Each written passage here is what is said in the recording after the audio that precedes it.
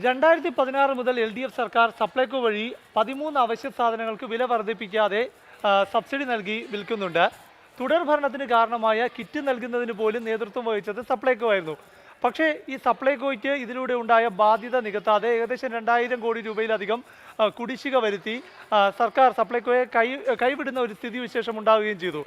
ഇതോടെയാണ് ഇപ്പോൾ സപ്ലൈകോയെ കരകയറ്റുന്നതിൻ്റെ ഭാഗമായി 13 അവശ്യ സബ്സിഡി സാധനങ്ങളുടെ വില വർദ്ധിപ്പിക്കാൻ തീരുമാനിച്ചത്.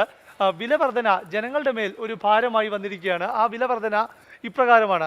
അതായത് 13 അവശ്യ സബ്സിഡി സാധനങ്ങൾക്ക് 3 രൂപ മുതൽ 46 രൂപ വരെയാണ് വില വർധന ഉണ്ടായിരിക്കുന്നത്. അതായത് ഒരാൾ സപ്ലൈകോയിൽ വന്ന് 13 സബ്സിഡി സാധനങ്ങൾ വാങ്ങുകയാണെങ്കിൽ 228 രൂപ അധികമായി നൽകുന്ന രീതിയിലാണ് ഇപ്പോൾ ഈ വർധന നടപ്പാക്കിയിരിക്കുന്നത്. നിലവിൽ 536 രൂപയ്ക്ക് വാങ്ങാമായിരുന്നു ഈ സാധനങ്ങൾ. അവ ഇനി 764 രൂപ നൽകിയാൽ മാത്രമേ സപ്ലൈകോയിൽ നിന്ന് വാങ്ങാൻ സാധിക്കൂ. 13 അവശ്യ സാധനങ്ങൾ അതിൽ ഓരോന്നായി പരിശോധിക്കാം.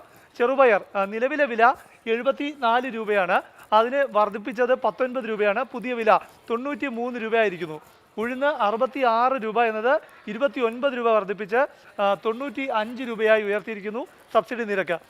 വൻകടല 43 രൂപയാണ്.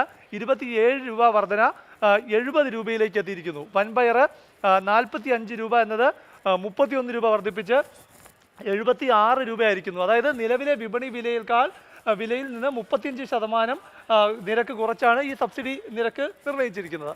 തൂരപ്പരിപ്പ് 65 രൂപയാണ്. അതിൽ വലിയ വർധനയാണ് ഉണ്ടായിരിക്കുന്നത്. 46 രൂപ കൂട്ടി 111 രൂപയാണ് പുതിയ സബ്സിഡി നിരക്ക്. മുളക് അര കിലോയ്ക്ക് 37 രൂപയാണ്. അതിന് 44 രൂപ വർധന ഉണ്ടായിരിക്കുന്നു. 82 രൂപയാണ് സബ്സിഡി നിരക്ക്. പഞ്ചസാര 22 രൂപയാണ്. 6 രൂപ വർധന 28 രൂപയിലെത്തിയിരിക്കുന്നു. വെളിച്ചെണ്ണ അര ലിറ്ററിനാണ് സബ്സിഡി ഉള്ളത്. 46 രൂപയാണ് ഇപ്പോഴത്തെ വില.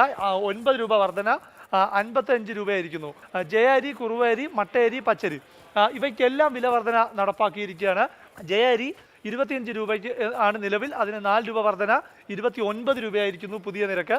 കുറുവ അരി സബ്സിഡി 25 രൂപയായിരുന്നു. അത് 5 രൂപ വർധന 30 രൂപയാണ് 1 കിലോ നിരക്ക്.